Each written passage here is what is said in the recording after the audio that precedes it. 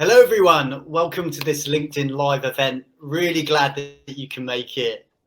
Now, truth be told, about 3 months ago, I was sat on Shoreditch Park having lunch, and I was reading this article published by UBS. And what it said was that the subscription economy was forecast to grow up to $1.5 trillion by 2025. Now, that is more than double the size of the market in 2020. So I was like, wow, like penny drop moment. We have to wrap some content around this. And that's why we are here today. So if you are an entrepreneur and you're running a subscription business today, don't go anywhere because this event is for you. But we don't stop there, right? We didn't want to give you some boiler template stuff. No. You're too special for that. Instead, we thought we would invite founders and operators that come from completely different backgrounds, that run completely different subscription businesses, selling completely different products and services, so that they can give you their insights, their perspectives, and perhaps their home truths as well. And it's an interesting one because we want to kind of try and recreate this kind of hallway conversation that you're likely to have with your colleagues in the office, right? Because that's when home truths and real learnings come out. And if we can do that for you, perhaps you will walk away with this event with some added tools to your armory that you can implement into your business and make it run just that little bit better. My name's Rahid, and I'm the CEO and co-founder of Accountancy Cloud. Welcome to this LinkedIn Live event, skyrocketing your subscriptions. Now let's get on to the good stuff because we've got a lot of content that we want to cover. And we've got 3 amazing guests, yes they are, that have joined us out of their incredibly busy schedules to join us. So look, let's introduce them now. We have Ananth from Builder.ai, we have Rom from Juggle, and we have Logan from Yoppie. Thanks for coming on to the show, guys. Really appreciate it. Thanks for having us. Likewise. Brilliant stuff. So look, this is what's going to happen. It's going to be about 35 to 40 minutes of questions, so it's going to be fairly intense. We've got lots of content to go through. We'll learn a little bit about your business. We'll talk about metrics, building teams. We'll look at things that strategies that you perhaps have employed in your business as you've grown your business using marketing. But let's start off with a relatively easy one. If you guys can just simply introduce yourselves, what you do at your company. Ananth, let's start with you. Sounds good. Excited to be here. Thanks for inviting me, and for everybody else listening in. This is new for me, the first time. So yeah, we're going to go with the flow here. Quick introduction before I jump into myself. I'll just talk about Builder.ai so you have more context.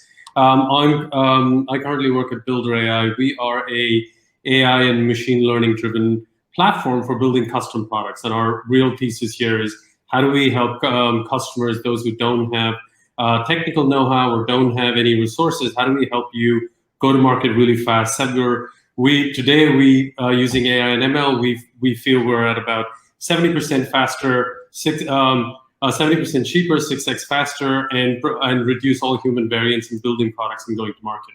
Our mission really overall is about becoming the operating system for the world's applications. So if you look at it 5 years out from here, we hope more than a few million applications have been built on our platform, and that's really what we're building towards. Within at Builder.ai, I run our studio store business, which is essentially small businesses don't always think about, I have an idea, I want to build a product.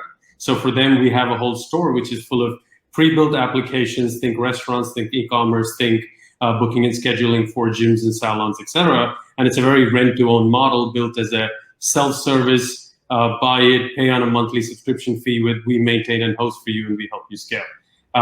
What's brought me to Builder? If I look back previously, I was a train line from KKR's acquisition to IPO, building a couple of business units there. And before that, I was a founder at a MarTech business. That's awesome it. Stuff. Brilliant. Logan. How do I follow that? Set the bar very high. Yeah, so hi, I'm Logan.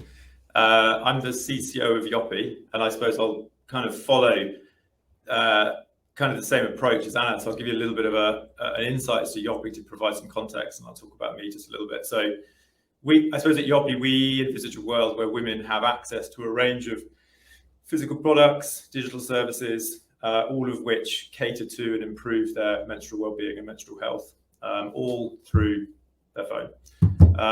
And yeah, so we kind of provide anything from tampons to supplements to skincare. We have kind of future visions around digital services and beyond. And we are growing very, very quickly at the moment. And me, so I don't really know how I would describe me. I suppose arguably it's like a perennial entrepreneur, I feel like. I don't think I've ever had a real job. I think this is probably my first proper job ever. I've started about 5 or 6 different businesses, ranging from fashion to heating, ventilation and air conditioning to real estate technology. Recently, I founded and ran a strategic management consultancy, so kind of working with really high growth sort of venture capital backed data intensive tech businesses. And it's kind of given me access to a pretty unique set of experiences. So I've kind of worked with about 60 odd businesses in the last 5-6 years, I'd imagine, from small startups all the way to kind of massive businesses like Bulb Energy, for example. So I've got this kind of this set of experiences, all growth, commerce, investment oriented. And I'm now applying this at Yoppie and having a great time doing it.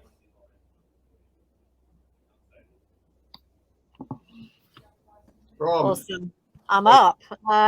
Well, 2 hard acts to follow. Great to be here. Thanks for having me. So I'll follow the same format. So I'm the founder and CEO of Juggle Jobs. We help professionals who quite literally want to juggle jobs, but at the very experienced end of the market. So we're talking CFOs, finance directors, marketing directors, and connecting them to businesses, often SMBs and those that are growing and need kind of superpower talent, but perhaps don't have the 6 figures or perhaps don't need people on a full-time basis. So we broker a part-time and or remote environment that suits both parties. I guess this all comes from me being a frustrated headhunter. I've spent 10 years in the industry for my sins, and in the latter years, generally at the senior end of the market. And really what I discovered was that there's just simply a lack of women in those senior roles, and it's not really getting better. And to me, when I examined the issue a lot more, it seemed very obvious that flexibility goes to the heart of this. If we normalize flexible working, if we make it easy and the de facto way for companies, particularly these small growing businesses that will dominate our landscape in years to come, and that's the way they hire and manage people, then more women are going to stay in the race. They'll have more of a seat at the table. And I think we've all experienced that diversity is a really, really good thing for society and for business as well. So that's the problem that I'm sort of passionate about solving with Juggle, and really looking forward to the conversation today. Yeah, wonderful stuff. I just want to touch on something that before we went live, we were talking about kind of our role as founders. So I kind of want to touch on that, in the context of running and operating a subscription business, because I think that just to extend that conversation a little bit more for our audience would be super valuable. As a founder or an experienced operator, what are the biggest challenges of launching, scaling, and growing a subscription business? Let's go with Ron. To your earlier point about being a founder, I think all the words that you just said, launching, scaling, growing, they all sound really sexy, really interesting. And the hard reality about startups and being a founder and in that initial operating team is actually it's a lot of operational grind. It's a lot of admin. So I think people look at those titles like heads of growth and and it has this sort of sexy ring to it, and it's not true, right? It's crunching a lot of data, it's trying a lot of really boring tactics, it's going through this like quite mundane process. So I'm not a growth expert myself. I hire people who are, and I'm in a growing business, and that is what I can see as one of the biggest challenges, is like mindset and hiring people who can operate both creatively but get that operational grind out. I think, Ananth, you and I have had these conversations in the past, and you're nodding fervently, so my guess is you agree.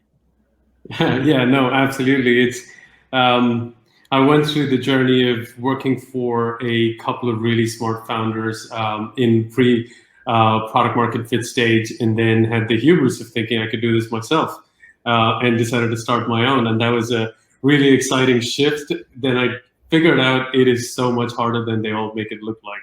So hats off to all you guys who are founders now and are doing it, because I'm now in a slightly larger, faster growing business. But definitely, I think the challenges hit you very fast. I would say the key things when it comes to that, thinking about it, is one of my key learnings is thinking about how do you get to product market fit really quickly, and knowing what your North Star metrics are. And why this is super important is momentum is going to be what keeps you going from stage to stage and moving forward.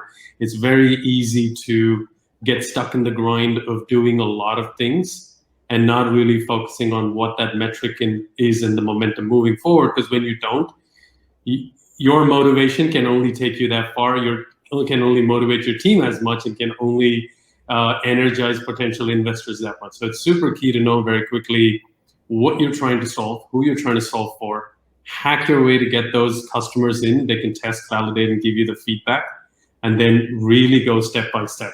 How is that few metrics that you have in there, ideally one, how are they moving forward in that milestone that you're looking for? Because that's what's going to keep you on that constant loop of growing.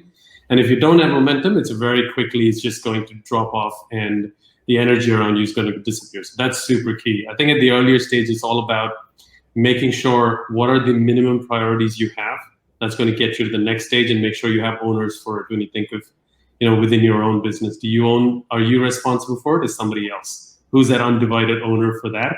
And then build your team along that. And then it increases as you scale the business. Brilliant stuff. Logan, anything to add there? Yeah, just for clarification, I'm not the founder of Yoppie. I was, funny enough, working as my old strategic management consultancy. They were a client, and then we kind of helped them raise the money, and then came on board. But I get to be very entrepreneurial in Yoppie. Obviously, as an exec, you drive, especially in my role, chief commercial officer, you're driving growth, right? It's investment, finance, data, technology, and growth. I think largely echo much of the same sentiments. I would say, like, early on, you want to build a network on which you can lean on for advice. That's both employees and advisors. You need to be able to trust the people around you. And I think that, don't pretend that you're going to be expected to know everything, right? You need to have that network in which you can go in and ask a question and get really great advice. So, dare I say it, network, like, go talk to people, right? The other one, which is, I think, often overlooked, ironically, is manage the money, right? So manage up. You have shareholders, you have a board, they need managing. Those investors are probably going to be the ones that will fund you through a number of rounds. So manage the money is another piece of advice. Really, really helpful there. That's interesting that you mentioned kind of managing the board, like managing your stakeholders, and also managing financial strategies there, Logan. So how do you think sort of, growth and your financial strategies, how do you think that they're linked, and how important is it to kind of align both of those strategies? They're the same. I think it's the way it's a weird, so basically what you as somebody that is leading growth, right, then I think really your responsibility is to is to determine the levers and the metrics that you need to move within your customer base, within your digital product, within your product e-commerce sales, and identify how that changes in your financial statements. So, for example, if you sell more of a low margin product, what does that do to your net margin? Does that change your cash runway, etc.? And I think that those decisions that you make as head of growth, CGO, whomever is in charge of growth, they are intricately linked to your financial and investment strategy. So, I mean, broadly speaking, the way I approach it is I build a model which is like a quantified version of the business, and then I connect it to a bunch of forecast financial statements so that I know, based on what we do from a growth perspective, when we run out of money. And so then, yeah, you can determine which levers have the right outcomes for your business, and you can determine when you need more money, basically. So I think they are largely one and the same. And I something I never quite understand is when, CFOs don't like marketing, right? They kind of see marketing as an expense. But in startups, again, it's like without marketing and growth, without growth, and marketing is a component of growth, then there is no revenue and there is no financial strategy. So yeah, to me, they are one and the same, and they take a lot of interaction, a lot of collaboration. It's a really interesting point there, Logan, actually. I just want to pick up on something, because what is, why do you say that CFOs don't like marketing?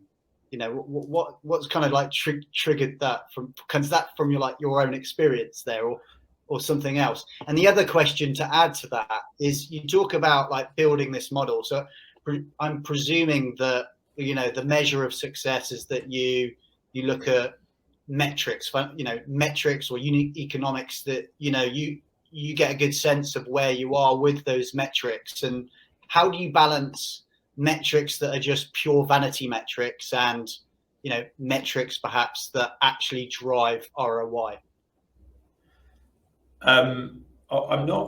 So I'm probably jumping the gun when I say CFOs don't like marketing. I think great CFOs, and I've met a couple, really understand the two. In an early stage business, you are going to do a lot of things that waste a lot of money. You're going to make mistakes. You're going to be highly inefficient. If you are going for like really aggressive market share, if it's like a monopoly play, if you will, the term blitz scaling, right? It's like you do it at scale, really inefficiently. You suck up all the oxygen in the room. You're not going to have the best ROI on every marketing dollar that you spend. Now, if you have a CFO that's like kind of wanting very, very high ROI on every marketing dollar, your business won't move through that learning curve quick enough. You won't scale quick enough. You won't grab market share quick enough, and therefore you might miss out on the opportunity to have a competitive position in the market. So I think that basically CFOs have to change over time how they judge ROI in a business. And so your early CFO or your early financial lead, should have the same principles with regards to like clipping through milestones, like getting customer number one, right? Clipping through certain milestones, hitting certain markets, and have some expectation that, it's going to be inefficient, but as long as we have metrics that we measure that we are getting more efficient over time, then that's going to help that CFO or financial lead to go and plan and raise more money, basically. I've forgotten the second half of the question. Yeah, the second half of the question was really around how do you balance vanity metrics and metrics that actually drive, return on investment, when it comes to decision making and looking at metrics and looking at your model, for instance. I'm really keen to hear from everybody else. I'll just quickly say one thing on this one. Don't do vanity metrics. Total waste of time. Somebody that I learned a huge amount from in my career said to me once, Logan, find a number that nobody wants to know and put it on the table. The idea that you've got to unearth that number that actually shows things aren't going very well, and that's then what you put on the table. That's what you discuss. That's what you solve for. to state the obvious, the number of Instagram followers you have doesn't determine the success of your business, right? So I think, yes, there's some market sheen, there's some investor sheen. Sometimes you might have a bit of a tactical decision where you, I don't know, just put some money in content distribution so that you can, set of investors you're targeting will see stuff about a particular company, sure. But again, I think that ultimately just ignore vanity metrics would be my advice. I don't think it does you many favors, because sometimes, you're the guy that always brings, the bad news to the room. So you have to do it with a smile if you can. Brilliant stuff. Ananth, have you got anything to add there? Yeah, so I think of it, everything Logan said makes sense. When I think of it, I try and approach it this way. So in terms of how do you think about modeling, Unless you're probably familiar with this because through your time through Techstars, as we talked about it through that time, I approach this as a business equation. So what is your business equation? So in a very simplistic sense, when you think about it, e-commerce or a subscription business, you'll start somewhere like revenue equals sales times take rate minus cost of goods sold, etc. It's that one simple equation, right? And then you start breaking it down. Sales could be new revenue and retention. Each one of them has a way that it breaks down. So that becomes all of the possible levers you have. Depending on the stage of your business, you start working your way top down. Don't try and go move all of the levers at the same time. It's not going to work. It's probably going to be counterproductive, and you'll have way too many priorities. So you start thinking of what is the most important at that point. Probably sales in the first round. Try and get some in so you at least know usage. But if you're a business that's all about metrics that are about MAUs, DAUs, then that's part of your business equation, and then that becomes your North Star metric you're focused on, and that's where you're moving. So when you think about how do you think about ROI metrics, how do you financially model this, and where do you need to get to, that's a nice and easy way to get started, because once you go through different stages of business, and I look at these as inflection points, you go from 0 to 1, 1 to 100, 100 to maybe 10,000, 10,000 to a million. They're all different parts of scaling, and at each part of the scaling, you have to know how deeper you're going in through each of these and what metrics becomes the most important at that point of scaling. And to get there, therefore, what's the team, what's the budget, what's your number, and so work your way through. And then when you grow to a business that's of the size of a train line or a Builder.ai, you work with your CFO who comes at it top down, and you as a business owner, you work up bottom up and then go, what's the difference? What do I need to believe to make that step change? And then you start thinking of your activities and things you need to do that makes it get there. So that's how I look at financial planning, modeling, but also thinking of ROI metrics. What is the most important? Anything that's not in that equation, they're all vanity, because that's the piece that really is going to move the lever. Yeah, I think that's really interesting and really, really good points there, both of you guys. So really appreciate it.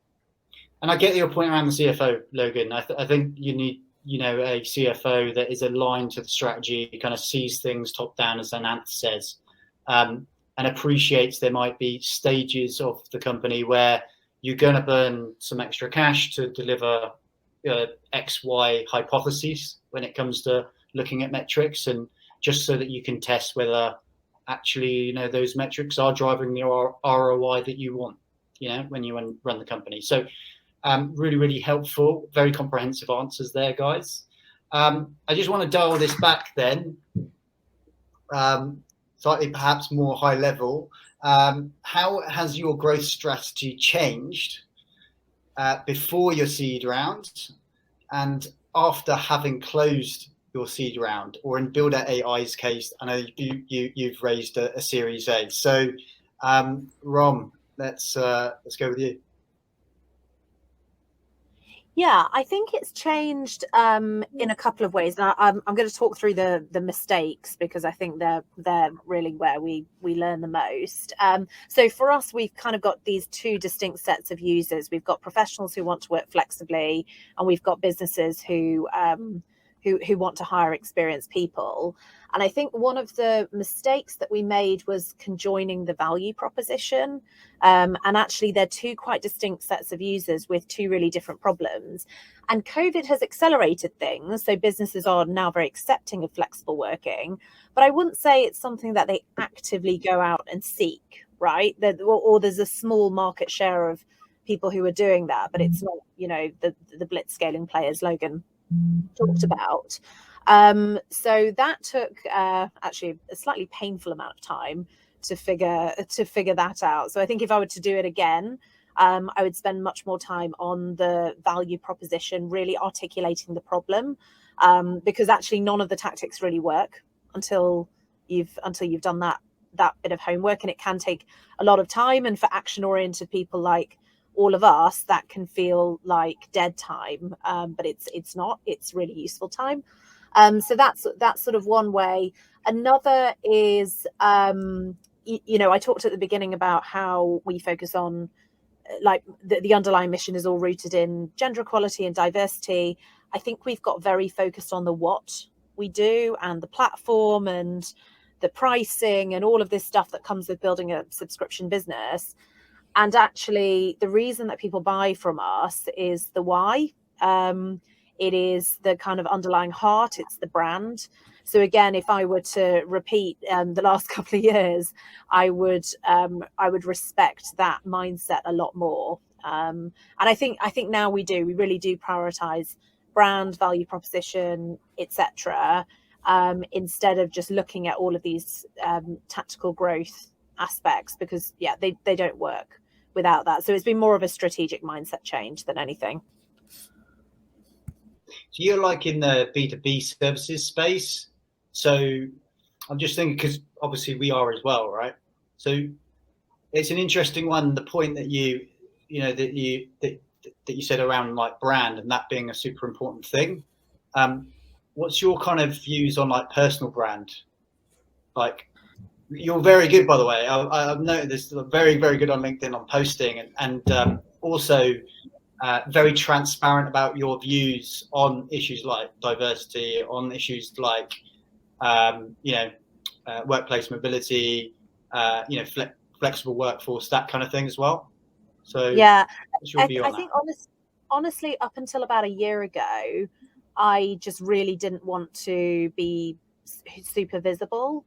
And I talked to my coach about it, because I was like, I find it really cringe when people are really good at social media, and I can see most of you smiling, so you can kind of relate to that. And he really helped me to understand how it's a lever to pull. It's a business tool, and I guess to shake off some of the inhibitions, which can be really deep, right? It's more about imposter syndrome and actually not wanting to put myself out there to get criticized, etc. So it came from more of a deep personal place than anything. I do think at this early stage in a business they're very connected, and particularly if you're in quite a mission driven business, they just are really connected. But it's more of a founder mindset thing again, that you just sort of have to get over and put yourself out there. Well, I just have to say, you're doing a great job, and they're very authentic posts when you put out there. So thanks for that. Really appreciate it. So guys, Ananth and Logan, I keep on picking on you, my friend, but just to pick up the point around brands, is like, when you're building a growth strategy for Yoppie, how much detail do you put into the brand and the customer experience? I mean, consumer focused brand. So good question, and it's a challenging one, right? You have growth is myopic on growth. It wants to go, and has the mindset of get it out early, test it, and improve it, and that in many instances can be contrary to a branded approach where you're focused on getting everything to 101% before it goes out the door. And there is friction there. you have to find consensus, I think, from an operational perspective, in how to deploy at scale in line with brand. But I think what's more important is branding strategy. So it's like, what position in the mind of the customer do you want to own, and how do you do that? And I think that's higher than branding. So I think you've got commercial strategies, really focused around, who is the customer, what is the competition doing, what are the strategic groupings and mobility barriers, and then what do we need to do internally to capitalize on the opportunity. That's the commercial strategy. And then on the other side is very much a positioning piece with brand. So I think, there's definitely a lot of positive friction operationally with growth and brand. I don't think you ever get it right. Great growth teams will understand that and will learn to balance with one another. But every business I've ever been in, there's always been that kind of that friction ultimately. How about yourself, Ananth? This is I find this an interesting one.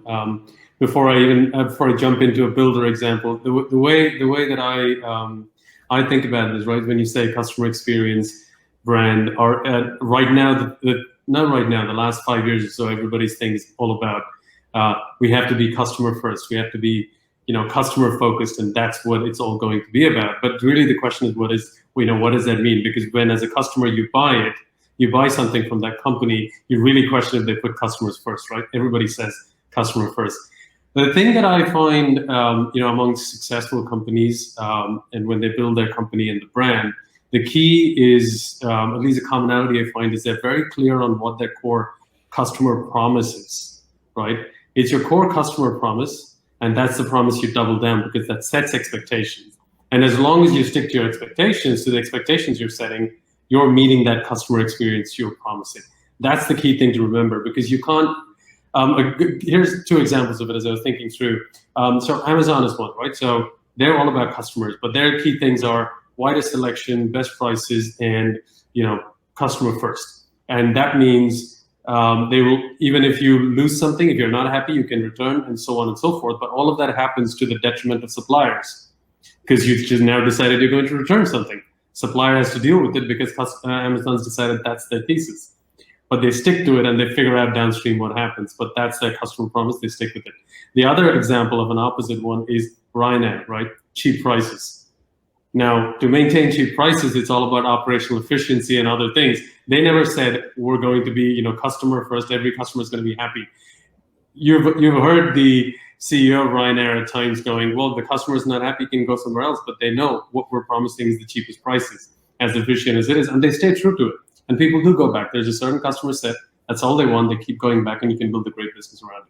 So when you think about brand and customer experience, it's a lot around what is the type of business you want to build, and what is that customer promise, and then keep to your customer promise and then build around it. Yeah. Most companies try and do multiple KPIs, including customer success, and then you get into this routine, this round of, but then customer success means somebody's on the phone with the customer for 1 hour, and that 1 hour costs me, and therefore I can't manage my EBITDA, but EBITDA is a goal, and how do you do all of those? So there's a lot about how you think about this, how you're going to approach and really double down on yours. Is really start from there and build the rest around it. Just from a brand awareness and growth, where do they go? I know Logan touched on it. So the way I see it is brand awareness supports growth depending on what stage of the business you're in. For example, and also what kind of market you're going after. So for example, we are going after a specific market that's quite crowded. A lot of people there. We're just doing something in a transformationally different way. But us going and having those conversations, if people don't know who we are, they always go, why are you talking to us? We've never heard of you. We're in a business where people don't get fired for buying IBM, right? So we have to build our brand awareness. So brand awareness plays a strong play over there for us in, talking about brand, why we're doing different things. And that then helps the growth teams in really getting the message further down the funnel and getting the customers moving across. So we try and balance that brand customer experience in a lot of those ways. Can I just chip in actually on that? Because I think something I'm really aware of is you sell the brand, right? You sell it. So I think and maybe this, I just need to kind of tighten up my statement. Like, it's not that they are different. You can't, even Ryanair is going to sell the brand, right? That's what they do. So if you ignore brand strategy and branding, then you're going to be in trouble. Again, operationally, there is that friction. I think in terms of customer experience, to come back to Ananth's point, that the managing customer expectations is critical. If the customers expect, in Ryanair's instance, not the best customer service, but cheap prices, that's okay, as long as you have that expectation and that's being managed. It's when you get the mismatch, I think, that's when you have problems. But yeah, ultimately, you sell the brand, so ignore it at your peril, I think. Really, really helpful stuff. And I suppose like brand actually plays a role in different ways for different types of businesses, right? I mean, like Logan, your business, Yoppie, is a disruptor, primarily selling to consumers, so you're disrupting that market using a subscription model versus someone like Ananth, Builder.ai, super crowded market. He's going to approach brand in a different way and build it up. And equally Rom, right? B2B, so probably things like case studies and the personal brands we discussed before, it's going to play a big role. It's really, really interesting stuff. Actually, to extend that point, what happens when the customer experience doesn't quite hit the mark and you get, disappointed customers, let's say, and perhaps negative reviews?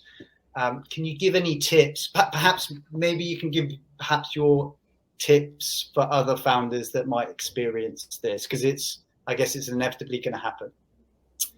Rom, let's go with you. I actually can't give any tips, but I can just tell you that for me it's the worst. I was asked this question about like what keeps you up at night as a founder, and I was like, it's not cash flow, it's not people, it's not all of that, because I don't know, somehow I've kind of managed those problems in a slightly healthier way, but like customers being unhappy, I find it the worst. So I can empathize with all founders and operators who feel that way, and I just sort of look at that Trustpilot review or that 1 star or that horrible email, it's like, oh, that's the worst. I'm trying to be a little bit healthy about it. So to start off with, I tend to deal with all of them myself. We don't have a huge volume of them, thankfully.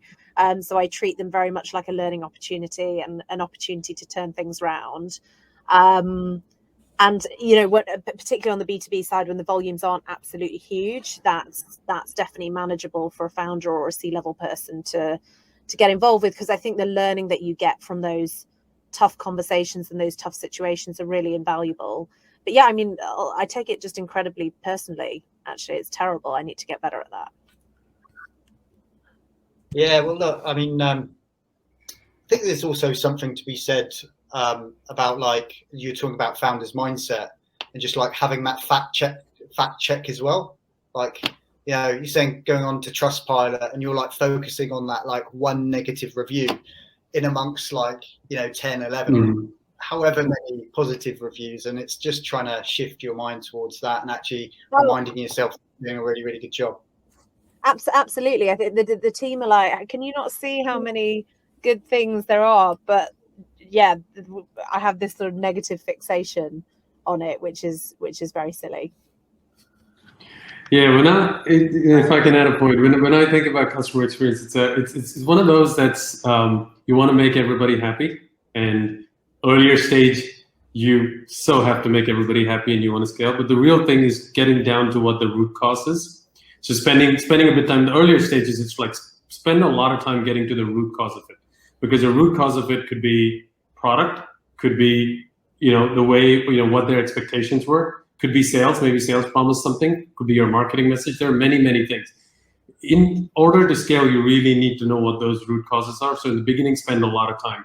The more you build out your root cause and your root cause tree, and as you start scaling, then you have a better sense of how to handle each of those problems. And how do you then start doing it at scale? So once you get to a point that you're scaling and you get one bad review and everything else is working, you start thinking of what is the problem? Is it a customer not happy because the customer is generally not happy? That's a lot of us do. We get unhappy with things. And is it within your customer promise? Well, then you need to answer it in a certain way. And then if it's within your promise and you haven't delivered the service, then you really need to focus on, how do you solve for it? And once you get to the size of Trainline, or hopefully get to the size of Amazon, you can't solve for everything. So therefore, you start thinking about it almost from a money point of view, right? What problems can you refund? What problems can you, just solve immediately, refund, or give them a new ticket? What problems do you solve in other ways? And then you just do it for scale and start thinking about it from that way. So, but yes, customer experience is a difficult one that you have to, and in this day and age, it's very easy to shoot off an email to the CEO of any company and go, I'm unhappy about this. At Trainline, our CEO used to get emails from customers. She used to read it, she used to respond and forward it to who's their department that was. I love that. You know what? I've just noticed, like, you guys kind of approached the same question in two slightly different ways. You could say, you've got like your personal experience, Rom, and how you've dealt with it. You'll deal with it personally, and then Ananth looking at it from like almost a learning opportunity. I appreciate there was always something to learn, to kind of reflect on what process went wrong and that kind of thing. But it sounds like, Ananth, you're like focused on the data and, okay, this didn't go right, didn't get delivered on time, and this is what we're going to do about it next time. So really, Rom is at the cusp of making that shift in terms of stage of business, and when that flip happens, she'll know at what point this will stop being personal and this starts to becoming a business issue to solve. But it'll always be personal when you're the founder. It's a different thing when you're the founder. Well, I think 100%. You always want all your customers to be happy, right? But there's this point which is, I think, where you just realize, commercially, you can't make everybody happy. Also as well, it's like, don't try and target everybody. You're not everything for everyone. And so sometimes you pick up the wrong customers by accident, and inevitably they're unhappy. I think what's interesting with it is to come back to the learning bit and the data bit. You can actually combine the two. So if you can categorize your complaints into broad buckets, you can then look at those buckets of problems, if you will, and you can make strategic decisions about what you choose to fix. Sometimes you let fires burn, right? I think that comes out of the book Blitzscaling, which is this concept of, there are lots of fires when you're growing a business, and sometimes you have to choose to let some burn, and sometimes obviously you'll choose some to put out. So I think quantifying them, using them as decision points, basically, for what to improve in the customer experience next. Totally. Yeah, really, really great stuff. Okay, let's move on. Let's talk about nurturing growth and retention, as well as building teams, if we have time for that. Ananth, how does your strategy handle long-lasting retention and customer success? That's always an interesting and loaded question. So with Builder, so it's when you think of subscription businesses, retention is key. I think there are enough stats that just go to show that reducing your churn can drive more revenue than actually going and getting new customers. So there'll always be an inflection point when you think of, when do you focus on sales and when do you focus on retention? There's usually an inflection point at which retaining your customers keeps more revenue in the business than the amount of money you can spend to go bring a new customer in. And as hard as it is as a founder, you have to keep your eye on that inflection point, because if you start focusing on retention too soon, then you slow down your sales. If you just focus on sales because those are the numbers you have to hit and don't get the retention, you have a leaky bucket problem and you have to really solve it. All of this happens after product market fit, because you actually have people subscribing, and therefore what you're selling as a value proposition and your customer promise fits the needs that are out there. Then it's more about really thinking through, is it the product? Is it hitting the right things that you're looking for? Is it it's usually product, usability, which is a lot around usability, and then the support that you provide them. How easy is it for them to quickly solve what they're looking for? And then underlying all of that when it comes to retention is the one key thing, which is knowing what customer success looks like. if you don't know what makes your customer successful using your product, retention is next to impossible. If you know that your customer is successful by getting, I'm trying to think, because Builder is not a example there, because our retention is much longer term, because we do a lot of projects work, and retention for us is very much a maintenance hosting sort of retention. But if I think about it, even from my own startup, which was a MarTech business, which is all about driving leads for small businesses and being able to use the platform, the end goal outcome was how many leads could they generate using our marketing automation tool for their business, and how many of those leads were qualified enough for them to convert some business in the metrics, and they had to understand how the metrics work for them. If we didn't solve for that, retention was not going to happen. We'll get a lot of signups because people got excited. It is a problem in the market that needs to be solved. But then you start focusing further down the funnel, and the only way you know what is right, and people spend a lot of time trying to focus on the smaller levers. Did they use it every day? What is our weekly active usage? Did they use this feature versus that? All of that comes much further down the line. When you know the outcome is happening, then there's the question of how do you make the outcome happen more quicker and more often, and that's when you get the other levers. But it's all about retention equal to knowing what customer success looks like, and that's going to be the key thing. Really, really key. Anything to add, guys? I can chip in quickly on the. It's a small detail, but it's, I think, really interesting. It kind of builds on what Ananth was saying. So the idea of finding what customer success looks like. So I remember at Yoppie, really specific example at Yoppie, I was speaking to somebody, and she said, I suddenly realized the value of Yoppie. I was about to go on holiday, and I knew my period was coming, and I was packing my bag, and I looked left, and there was my Yoppie package. It was delivered that morning through the door, and it was that aha moment, right? It's like that moment she went, aha, thank you very much. I don't have to go to the shops. I don't have any problems. She immediately got that value. And so where one of the threads of retention is very much, we have high quality products. That's what our physical product team is all day, every day. But it's also, we're not just judged on the physical product. We're judged on a lot of other components of the business, convenience and price and service and digital experience and whatnot. And so what you're trying to do is identify those many moments where somebody goes, that's really good, and do more of them, right? And get them as early as you can as well. If you can identify that, again, we built data infrastructure really early, so we can do all of this. We recognize, customers that are more likely to retain seem to have done this. I'm going to make up a stat. For example, customers that log in twice a month are 50% more likely to retain past month 3.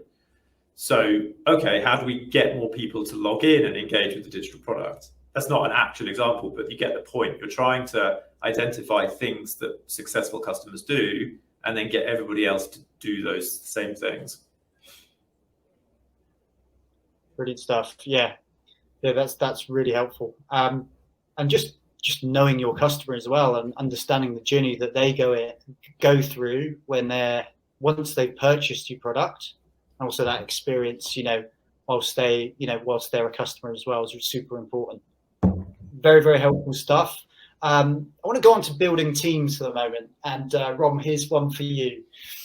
What advice can you give founders building their growth and marketing teams and combining that potentially with agencies, especially that first hire? Yeah, it's a great question. And I actually spoke to an investor who's built a bunch of people marketplace businesses out in San Francisco, because I was a little bit dismayed earlier this year at the churn that we'd had in finding this good marketing hire and a good growth person with kind of hands-on experience, but also leadership as well. And that conversation was so helpful because it normalized for me. He was like, oh, well, no, most of the startups we know churn through 2 or 3, if not more people in order to get to that right person, because unless you've come from that background, and actually sometimes even if you have as well, you're not perhaps going to understand exactly what's needed. There's going to be bits of your strategy that are missing for us in terms of the brand piece, for example. So it's unlikely that someone's going to land straight away. So I think normalizing that you're going to get it wrong was for me quite helpful. Then I think I've said this before, but for me as a founder, going back a little bit to basics and working through the value proposition pre-hiring, I think that's really helpful. It's a little bit like hiring a salesperson before you actually know what you're selling. It's not quite the same thing, because I think the growth and marketing team, in a sense, should have a responsibility to help you get to that answer. But unless you're a little bit further down the funnel of what is your value proposition, what problem are you actually solving, it's going to be really hard for that person to communicate your vision effectively and try these growth tactics. So counterintuitively taking a step back before you take that leap forward, but also normalizing that you're likely to get it wrong. Those are the two pieces of advice I found really helpful. Part of life, right? So yeah, it's gonna inevitably happen. So yeah, really, really good advice. So like Ananth, like, you know, slightly different stage, right? So you have teams, Logan, you have growth teams, growth marketing teams already installed. So I'm just interested to learn whether, you know, well, actually I was listening to a podcast the other day, and it was Clive Woodward on the High Performance Pod, really, really good one. And, you know, he's a World Cup winner back in 2003 with the England rugby team. And he had this principle whereby, like, their team had a say on, like, strategic decisions. He called it teamship. So I just loved this sort of, you know, I used to play rugby back in the day. So, you know, I'd listen to someone like Clive Woodward talking about these principles and trying to implement them into a business context as well. So I guess the question is for you, does your team have a say on strategy, particularly when it comes to growth and marketing? Or are they just there to execute? Logan, go for it. Okay, 100%, yes. So say I'm the strategic lead. It is my responsibility to keep my ears open to everything that's going on in the business. I need to listen to all of the feedback from the team, to the customers, and ultimately filter and prioritize. Challenging at scale, as lots is going on. The other component to it is, I suppose, is building a process whereby, like, I think strategy is early on somewhat top down. I think it kind of has to be. It's, you know, somebody has to have a vision, somebody has to go out and look at it and understand what the strategy looks like, you know, again, customers, competition, company, right? Those are the three components of a strategy, what you're trying to deliver and how you're going to deliver it. So it has to be top down initially. But as you go, there is this, the team might not even know it. That's the other thing. The team might not even know it, but there is this constant feedback loop whereby something is said, it basically gets noted, and then it goes through this kind of this filtering process where you kind of, you take it like, that was a good idea. Is now the right time for it? Let me go and talk to that person. Can we validate the idea? So yeah, yes, 100%. The team might not always know it, but they are 100% involved in strategy. Build processes to facilitate that, but also don't be afraid early on of being top down in your strategy, because I think you can't make strategic decisions by consensus. Great advice. Great advice. Cool. So look, we are coming up. I think we've got about 5 minutes left. I just want to leave us with a couple of direct questions. And Ananth, I've been sort of burning to ask you a question about your experience and your time at Trainline. Now, Trainline, you know, you had a massive part in their IPO and supporting Trainline through that journey. So what were the key steps that you took to define your customer acquisition and marketing strategy that led to the growth that you experienced? Cool. I'd like to think I was a one of the key cogs in that wheel. I was one of many many cogs, but I'll talk to the area that I ran and built, which is our SME business, which is one of the first ones I built, and the second one was our monetization business. For context, when I started at Trainline, we had a huge B2B customer base, and then there was a small subsegment, which is the SMEs, who were just growing organically, somewhat sticky, but we had not built anything for them, right? So that just was a amazing business opportunity where you have a lot of people using a product that's not built for them, not supported for them, is not even, it doesn't have value proposition that's directly meant. That just shows that there's a need out there that's nobody else is solving, and this is maybe solving a little bit. So we had that opportunity, and we hadn't even built that product. Last time we built the product was 7 years ago. So when I joined, it looked like a product from the early 2000s. So the thing was really for us, we went in that journey took over a business that was about 9,000 active customers and 60 million in ticket sales. And in 2.5 years, we managed to grow it dramatically to about 40,000 active customers and 125 million. So almost a 4x in customers and 2x in sales. And it's a transactional product and a subscription one. But a lot of it would work for different types of businesses. So the key steps really was around, define the business model and then build the rest of the strategy behind it.